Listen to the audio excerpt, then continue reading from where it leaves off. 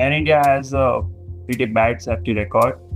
It has, since its inception, it has been involved in 12 major crashes. There will be a financial implication on the Tata Group overall. This is the first ever hull loss, or you can say actual crash of 787. It has been flying since 15 years, since it debuted in 2011. So yeah, it's still a safest aircraft in the world. The terrible accident in Ahmedabad, India, that claimed over 200 lives is once again shining a spotlight on aviation safety. To look at what this crash means for the aviation industry in the world's most populous country, I'm joined by Bhavya Velani. He's an aviation expert and the founder and CEO of Aviation A to Z, and he joins us from Mumbai. Bhavya, let's start with Air India. What's their safety record? Oh yeah, Air India has a pretty bad safety record.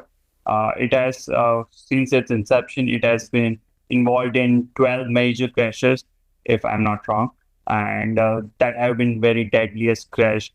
And this is one of the deadliest crashes in last 2 decades. So Air India has a not a great safety record. And as a result of this accident, has Air India grounded any flights, or what has been the reaction? Air India has not yet grounded its fleet because that's the call from the investigation agencies like DGCA, NTSB, and UKCA is also involved in this, and they are looking at it. But there are sources which has reported that there are possibilities that India might ground the 787-8 aircraft fleet. So Air India has 26 aircraft in its fleet, and which will be impacted significantly. Like you said, there's still an investigation ongoing, but we do want to take a look at the company and how we got to today. And the company has gone under a restructure since its sale to the Tata Group. What kind of investments into safety have we seen? Air India has budgeted around 400 million US dollars on retrofits and a legacy aircraft, which is the old aircraft it has. They have around 67 all aircraft, including narrow body and wide body planes. So they are undergoing refurbishment, but that is related to the interiors of the aircraft and not with the overall aircraft. So I think they are making it look like installing new seats. So they are making it more attractive, but on the safety hand, the aircrafts are getting older, and maintenance is really an issue with Air India. As I was reading into this story, it seemed that a parts shortage since the sale of Air India and Air India Express to the Tata Group, that was part of the story here. Is that something that we could put into the safety column, or how should we think about this parts shortage that might have been affecting Air India? Yeah, before Tata took over the Air India, the major fleet of Air India 787 were facing maintenance issues. So they tried to fix it. They ungrounded the planes. They have been maintaining it in Mumbai in their main bases, in Delhi as well. And they have been doing it well. But the parts issue is earlier than Tata took over. So that's not a concern. And they have ungrounded the entire 787 fleet. So they were doing well with the 787 fleet because they fly it usually to Europe and Australian routes. But the exact reason for this is may or may not be the maintenance issue.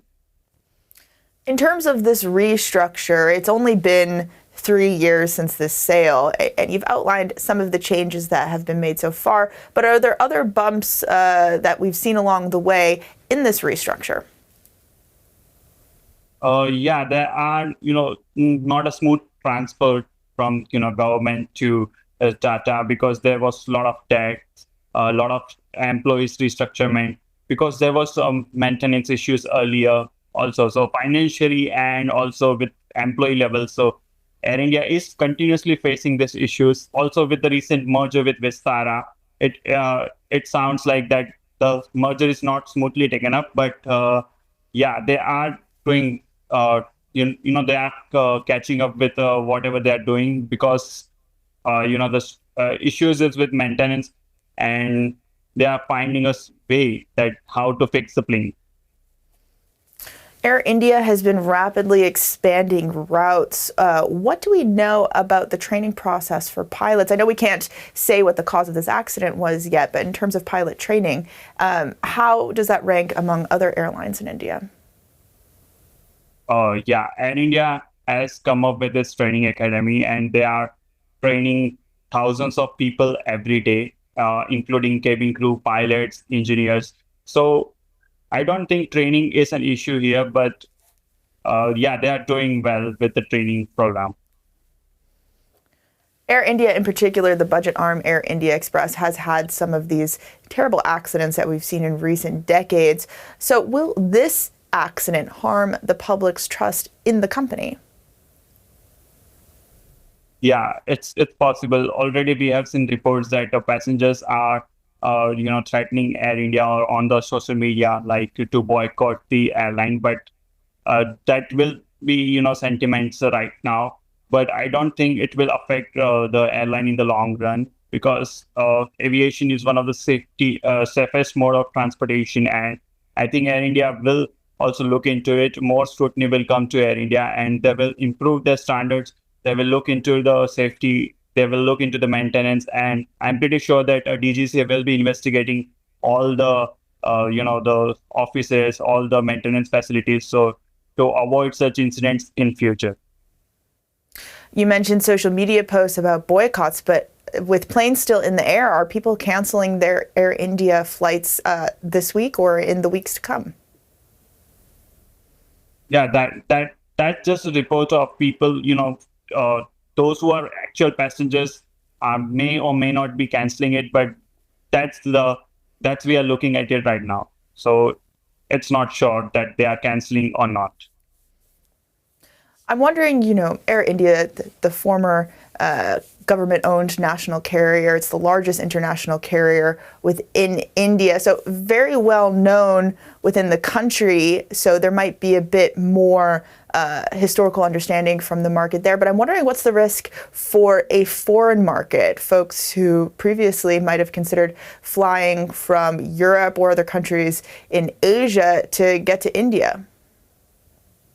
Yeah, we have seen that Air India is mostly one of the largest carrier from India to Europe because it has so many flights, exclusive routes, and because they have so much a great network. So they are doing well with this. But I think yes, the foreign or passengers will might lose the confidence, and they will find alternative carriers, or they will transfer via hubs like Dubai, where Emirates fly, Qatar from Doha. So there are chances that they will reroute the plans and avoid Air India.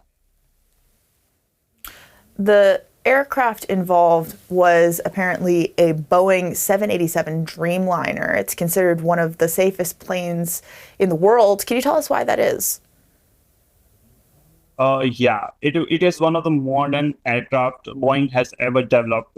They have another aircraft in development, but that's the uh, advanced version of 777 already existing. So 787 was a completely new aircraft. It was designed from the scratch, and it was like one of the safest because it has many security features, new technologies, and they have made it much more safer than earlier planes which Boeing developed. So yeah, it was one of the safest, and this is the first ever hull loss, or you can say actual crash of 787. It has been flying since 15 years since it debuted in 2011. So yeah, it's still a safest aircraft in the world. So, what does this crash mean for Boeing? Yeah, Boeing will be under scrutiny for sure because if there was technical issues with the aircraft, then there will definitely NTSB, FA, and all the YASA, all the major agency will definitely look into it and might ground the entire 787 fleet.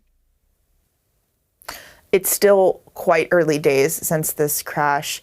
There are still safety crews on at the crash site, from what I understand. So, stepping back, I do want to consider what this means for the Tata Group. Since the accident, we have seen the value of stocks, for example, fall. What does this mean for the company? Of course, their priority being safety, but the operation of the business would still be critical to the conglomerate there.